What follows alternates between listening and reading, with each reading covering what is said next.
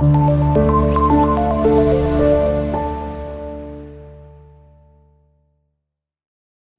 वालेकुम। आज हमने जो नेक्स्ट चैप्टर नंबर 8 का टॉपिक पढ़ना है वो है 8.2 रिवर्सिबल रिएक्शन और उसके अलावा macroscopic event and dynamic equilibrium.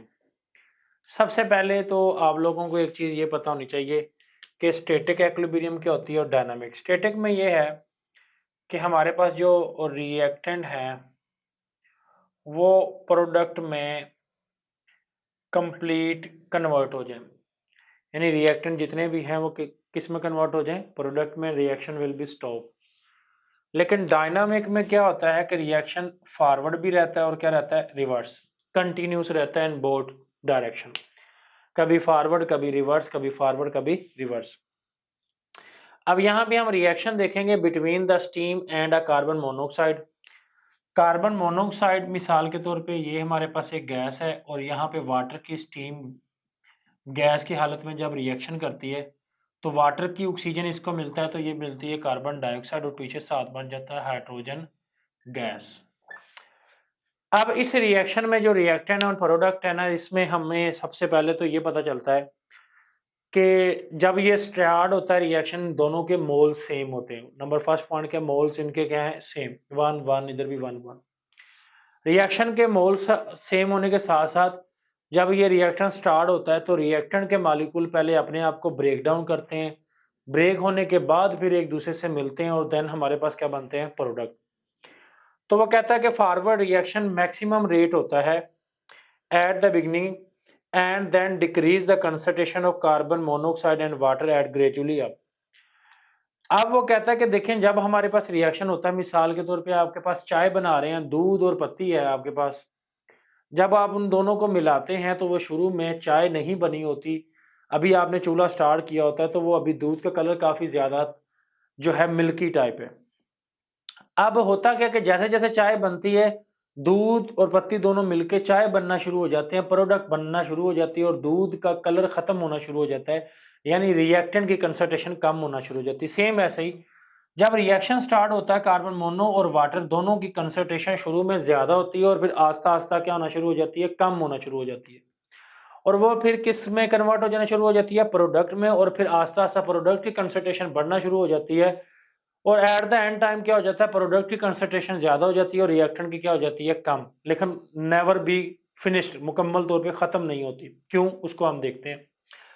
कहता है फॉरवर्ड रिएक्शन जब स्टार्ट होता है विद द मैक्सिमम रेट, उस वक्त फॉरवर्ड रिएक्शन बहुत ज़्यादा होता है एंड ग्रेजुअली स्लो डाउन, और आस्ता-आस्ता कम हो जाता है। Where's at the start the rate of reverse, जब रिवर्स रिएक्शन स्टार्ट होता है तो वो क्या होता है, लो होता है, ग्रेजुअली इंक्रीज हो जाता है एंड फाइनली बिकेम कांस्टेंट। ये देखें, ये मैं अगर फॉरवर्ड रिएक्शन करता हूं कार्बन मोनोऑक्साइड और ये, तो ये यहां से इसकी कंसंट्रेशन इधर बहुत ज्यादा है, ये आस्ता-आस्ता कम हो रही है, ये आस्ता-आस्ता क्या हो रही है, कम। और ये हमारे पास प्रोडक्ट की कंसंट्रेशन है जो सी और H2 की है, ये आस्ता बढ़ रही है, बढ़ते-बढ़ते यहाँ पे एक पॉइंट आता है जहाँ पे आके ये दोनों इक्विलिब्रियम हो जाते हैं, बराबर हो जाते हैं, बैलेंस हो जाती है। इस पॉइंट को इक्विलिब्रियम पॉइंट कहते हैं।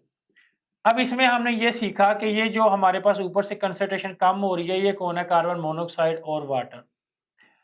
अच्छा, अब हमारे पास जब ये है, ये किसकी है, ये है हाइड्रोजन और इसके अलावा कार्बन डाइऑक्साइड, इसकी कंसंट्रेशन है।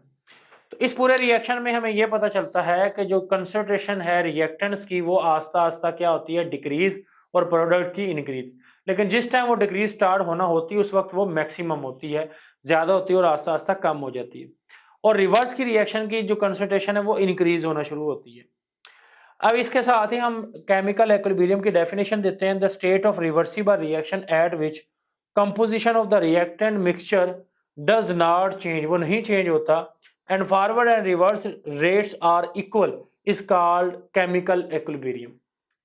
केमिकल इक्विलिब्रियम के कुछ और भी ग्राफ है जिनमें हम ये भी देख सकते हैं कि अगर हमारे पास इस तरीके से रिएक्टेंट की कंसंट्रेशन और प्रोडक्ट की कंसंट्रेशन बोथ आर इक्वल हो जाए तो हम इसे क्या कहते हैं, केमिकल इक्विलिब्रियम। और इस इक्विलिब्रियम में क्या होता है रिएक्टेंट बराबर होते हैं प्रोडक्ट के। इसी तरह अगर ग्राफ ये वाला हो कि जिसमें जो है रिएक्टेंट इस तरीके से हो, उसकी कंसंट्रेशन इस तरीके से हो और प्रोडक्ट की इस तरीके से हो, तो इसमें क्या है, रिएक्टेंट इंक्रीज है प्रोडक्ट से। और अगर ग्राफ इस तरीके से हो कि रिएक्टेंट की कंसंट्रेशन ऐसे जा रही हो और प्रोडक्ट की यहाँ से इंक्रीज हो रही हो, तो इसमें क्या है, प्रोडक्ट की इंक्रीज है किससे, रिएक्टेंट से। तो ये 3 ग्राफ आपके पास बने हुए हैं। इन तीनों ग्राफ के बाद हमें एक जो सबसे लास्ट में मेन इंपॉर्टेंट शॉर्ट क्वेश्चन मिलता है इस टॉपिक के कि reversible reaction never stop. Reversible reaction हमेशा कंटिन्यू रहता है, यानी केमिकल इक्विलिब्रियम में रिवर्सिबल रिएक्शन नेवर स्टॉप, कभी फॉरवर्ड कभी रिवर्स, कभी फॉरवर्ड कभी रिवर्स। इस बात को समझने के लिए ये देखिए, अगर हमारे पास 100% रिएक्टेंट है तो प्रोडक्ट हमारी अभी नहीं बनी। रिएक्टेंट अगर 90 पे चले जाते हैं तो प्रोडक्ट 10 बन जाएंगे। अगर ये हमारे पास चले जाते हैं 80 में तो ये 20, ये 70 पे जाएंगे तो यहाँ पे हमारे पास हो जाएंगे 30, यहाँ पे 50 तो यहाँ पे भी 50, और ये वो पॉइंट है जहाँ पे दोनों की कंसंट्रेशन क्या होगी, इक्वल, जिसे कहते हैं केमिकल इक्विलिब्रियम पॉइंट। उसके बाद 50 के बाद एग्जाम्पल के तौर पे इसकी कंसंट्रेशन कम होगी, कितनी रह जाती है 30, तो ये बढ़ के कितनी हो जाएगी 70। अब यहाँ पे अगर ये 0 हो जाएगा तो ये यहाँ पे कितनी हो जाएगी 100। अब रिएक्शन बेसिकली कंटिन्यूस रहता है, कभी फॉरवर्ड कभी रिवर्स, कभी फॉरवर्ड कभी रिवर्स। तो इस तरीके से ये कंटिन्यूस रहे, ओवरऑल कंसंट्रेशन सेम है क्योंकि 80 + 20 कितना हो गया 100, क्वांटिटी टोटल सेम है, लेकिन ये देखा जाता है कि रिएक्शन कितना कंप्लीट हुआ। मिसाल के तौर पे आप देखते हैं कि हाइड्रोजन आयोडाइड जो है हमारे पास, इसमें रिएक्शन जब होता है अलग डिकम्पोज होता है तो आयोडीन पर्पल कलर की बनती है और साथ हाइड्रोजन गैस जो, अगर इसी रिएक्शन को रिवर्स करवा दिया जाए तो ये वापस करवा नहीं दिया जाए, रिएक्शन खुद ही चलता रहता है, कभी फॉरवर्ड कभी रिवर्स, तो नेवर बी स्टॉप। यानी रिएक्टेंट से प्रोडक्ट जा रहे होते हैं, प्रोडक्ट से फिर वापस क्या आ जाते हैं रिएक्टेंट, फिर रिएक्टेंट से प्रोडक्ट, प्रोडक्ट से वापस रिएक्टेंट। ये सिलसिला कंटिन्यूस रहता है और इसी चीज को हम कहते हैं chemical equilibrium between reversible reaction. तो अब ये रिवर्सिबल रिएक्शन के अंदर हमने इसको स्टडी किया जो ग्राफ के अंदर था। तो यहाँ पे हमारे पास ये टॉपिक कंप्लीट हो गया, रिवर्सिबल रिएक्शन को डायनामिक इक्विलिब्रियम में कैसे एस्टैब्लिश करते हैं।